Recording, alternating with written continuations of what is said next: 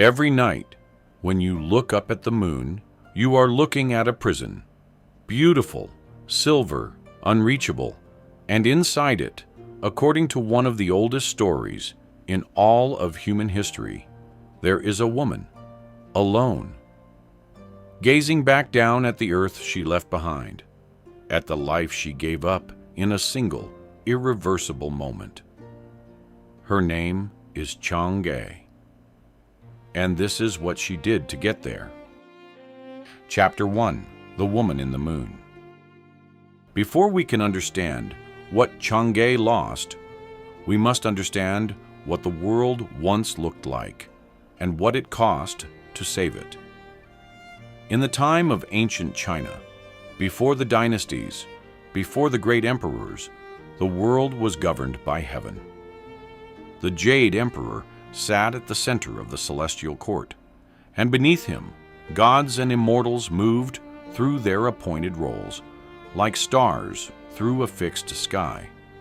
Everything had its order, everything had its place.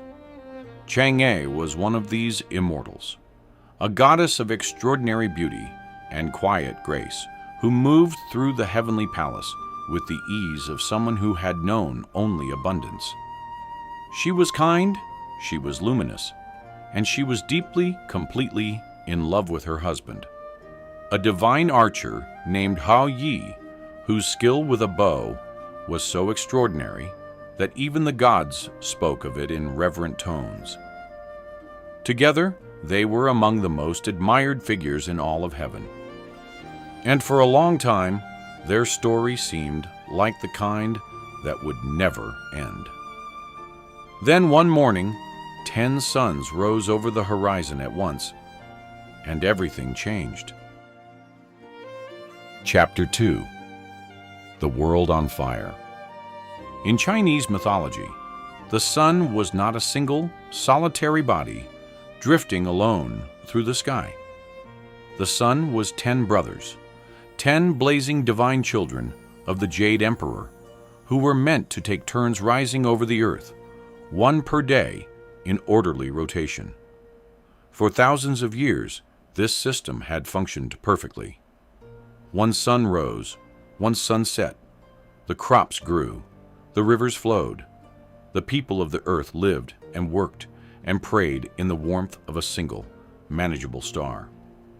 But one day, perhaps out of restlessness, perhaps out of a desire to play together for the first time in their long celestial lives, all 10 suns rose simultaneously.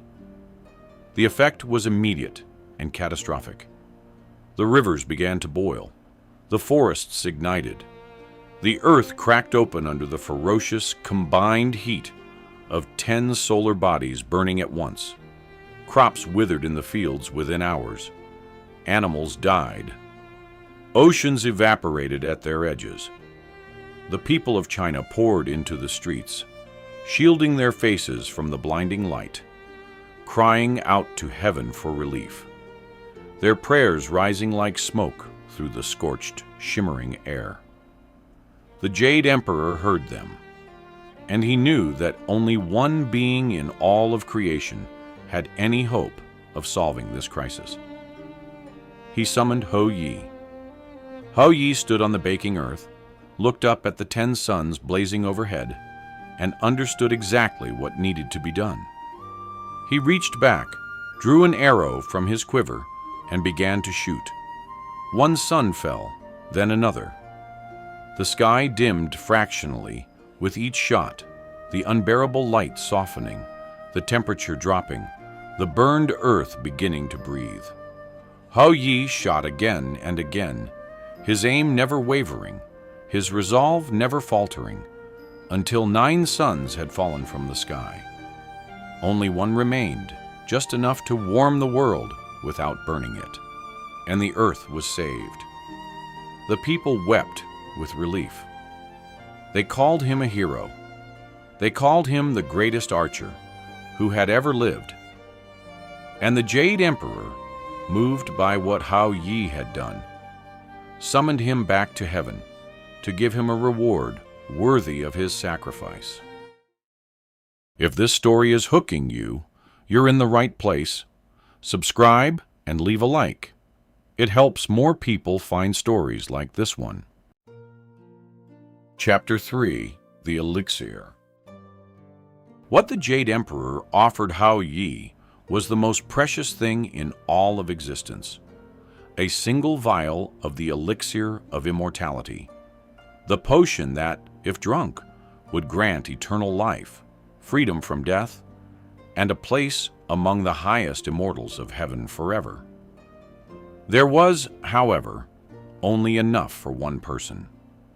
Hou Yi held the vial in his hands and thought for a long moment. He was a hero. He had saved humanity. He could have drunk the potion without hesitation, claimed his immortality, and ascended to the celestial realm as a god among gods. No one would have questioned it. Everyone would have said he had earned it. Instead, he went home to Chang'e. He placed the vial in her hands and told her what it was. He explained that there was only enough for one, that if she drank it, she would live forever, but that he had chosen to bring it to her rather than drink it himself. He trusted her completely. He loved her without reservation. And so, he hid the vial with her for safekeeping, believing that together they would find a way forward, that perhaps they would share it somehow, that the future would reveal a path that the present had not yet shown them. The vial sat in their home like a held breath. And that might have been the end of the story, had it not been for a man named Feng Meng. Feng Meng was one of Hou Yi's students, a skilled archer in his own right, though never the equal of his master. He had heard the story of the elixir. He knew where it was kept. And one day, while Hou Yi was away hunting, Feng Meng came to the house with a sword and demanded that Chang'e hand over the potion. Chang'e stood alone in the house with the vial, and a man with a weapon between her and the door. She understood immediately that she could not fight him.